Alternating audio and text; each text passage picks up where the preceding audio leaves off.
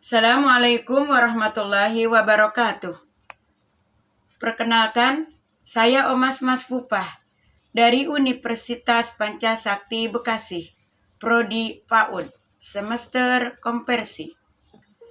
Sebelumnya, saya mengucapkan banyak terima kasih kepada Ibu Dr. Mumun Mulyati MVD selaku dosen pengampu mata kuliah program perlibatan orang tua dan masyarakat.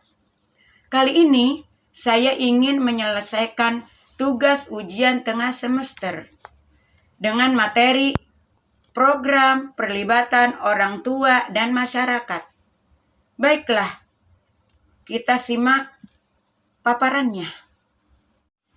Pemanfaatan lingkungan sekitar ke dalam pendidikan anak usia dini.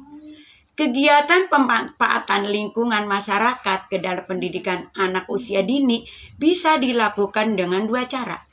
Dengan cara membawa kelas atau anak ke dalam lingkungan yang akan dipelajari. Dan dengan cara membawa lingkungan itu ke dalam kelas, cara pertama dapat dilakukan melalui kegiatan karya wisata, perkemahan, dan pengamatan. Sedangkan cara kedua yaitu dengan membawa lingkungan ke sekolah atau kelas, seperti mendatangkan atau mengundang narasumber untuk berbicara secara langsung di depan anak-anak mengenai berbagai hal yang berkaitan dengan bidang tugasnya masing-masing. 3 jenis lingkungan yang dapat dimanfaatkan ke dalam pendidikan anak usia dini. 1. Lingkungan fisik. 2. Lingkungan sosial. 3. Lingkungan buatan. Lingkungan fisik atau alam. 1.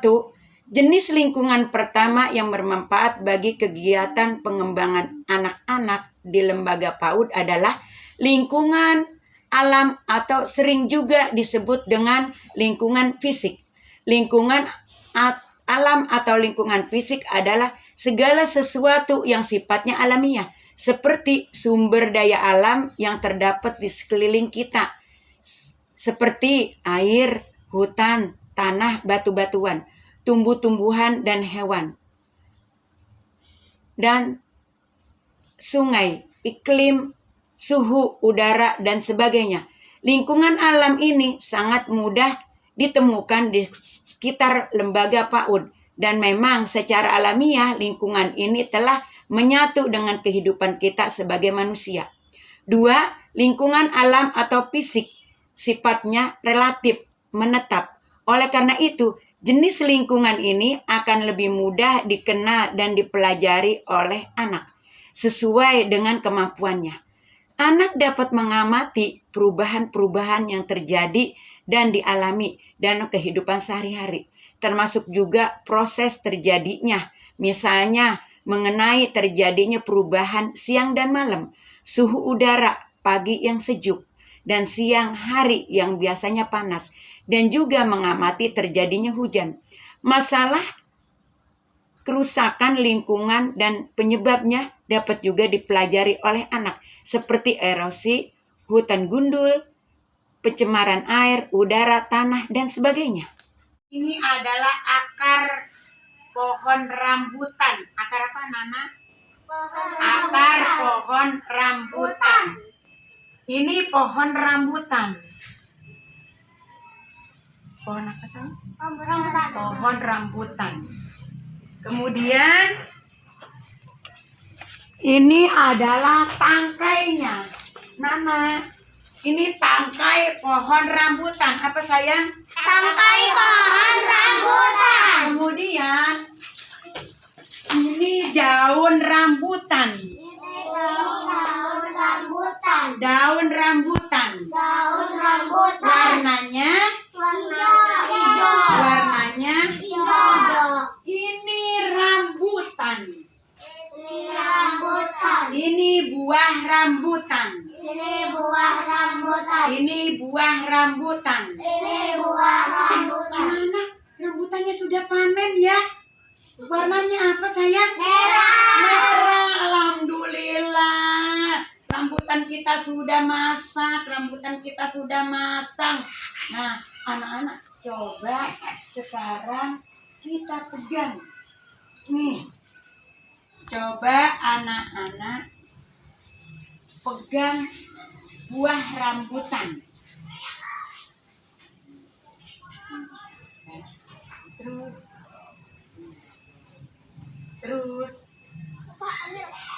raba dia. Nah, buah rambutan banyak rambutnya. Kemudian coba anak-anak rasakan.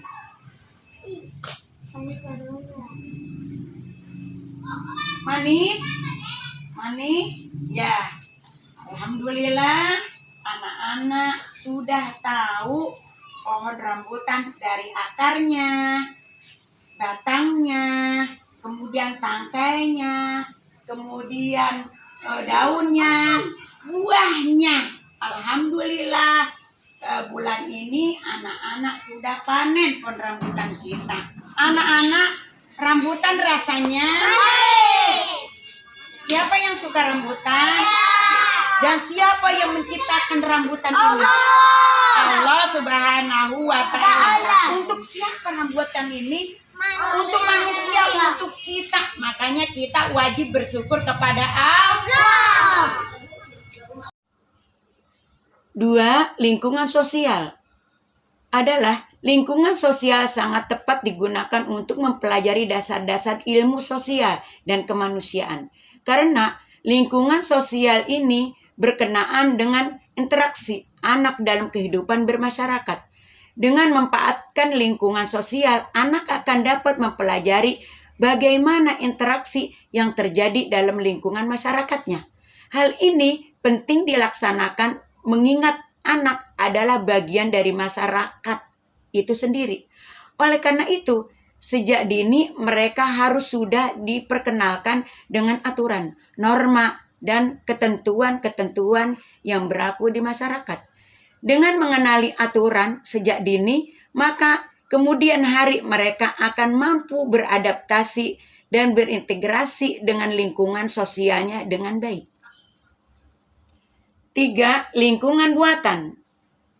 Adalah lingkungan buatan terbentuk sebagai hasil modifikasi manusia di lingkungan alam. Ladang atau kota yang ditanami adalah contoh lingkungan buatan.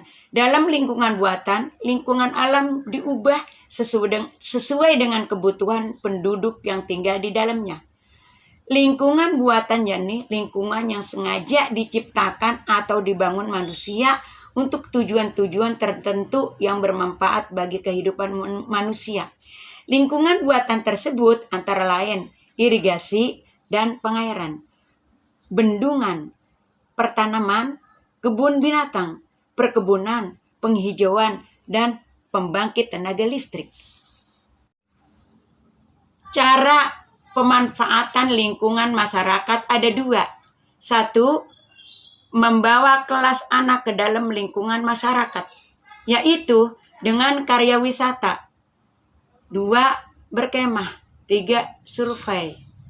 2. Membawa lingkungan masyarakat ke dalam kelas, yaitu manusia sumber. Langkah-langkah pemanfaatan lingkungan untuk kegiatan pendidikan anak usia dini. 1. Penentuan tujuan kegiatan pengembangan. 2. Penentuan objek lingkungan yang akan dipelajari. 3. Perumusan bentuk-bentuk kegiatan dan cara belajar. 4. Penyiapan hal-hal yang sifat teknis. Contoh kegiatan pengembangan aspek sosial. Contoh kegiatan di alam terbuka secara berkelompok kegiatan outbound. Di samping bermanfaat untuk melatih anak dalam tindakan pemahaman masalah. Dampak pemanfaatan lingkungan sebagai sumber belajar. 1. Perkembangan fisik. Lingkungan sangat berperan dalam merangsang pertumbuhan fisik anak usia dini. Untuk mengembangkan otot-ototnya. Anak memiliki kesempatan yang alami untuk berlari-lari, melompat, berkejar-kejaran. 2. Perkembangan aspek keterampilan sosial. Lingkungan secara alami mendorong anak untuk berinteraksi dengan anak-anak yang lain, bahkan dengan orang-orang dewasa. Pada saat anak mengamati objek-objek tertentu yang ada di lingkungan, pasti dia ingin menceritakan hasil penemuannya dengan yang lain, supaya penemuannya diketahui oleh teman-temannya. Anak tersebut mencoba mendekati anak yang lain, sehingga terjadilah proses interaksi atau hubungan yang harmonis. 3. Berkembang aspek emosi. 4. Perkembangan intelektual.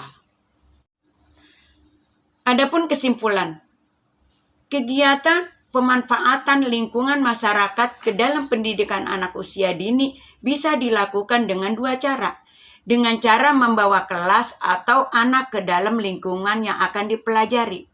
Dan dengan cara membawa lingkungan itu ke dalam kelas, 3 jenis lingkungan yang dapat dimanfaatkan adalah lingkungan fisik, sosial, dan buatan. Dampak dari pemanfaatan lingkungan sebagai media pembelajaran adalah dapat meningkatkan segala aspek perkembangan pada anak usia dini, atau aspek fisik, inteligensi, aspek sosial, dan aspek emosional.